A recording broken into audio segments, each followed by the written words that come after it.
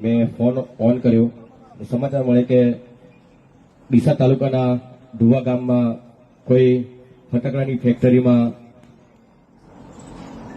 18 લોકો મૃત્યુ પામ્યા.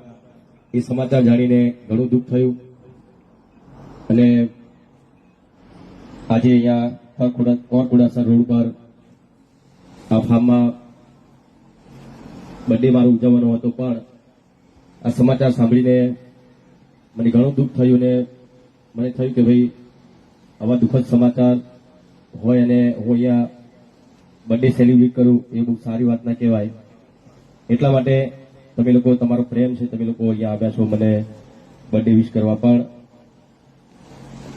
આપણે મારો બર્થડે આજે ઉજવવાનો નથી, તમે લોકો કેક લઈને આવ્યા હશો, પણ આવા સમાચાર મળ્યા એટલે હું બર્થડે ઉજવવાનો નથી. અને જે લોકો મૃત્યુ પામ્યા છે એને ભગવાન એમની આત્માને શાંતિ આપે અને જે ઇજાગ્રસ્ત થયા છે એ જલ્દી સાજા થઈ જાય એવી ભગવાન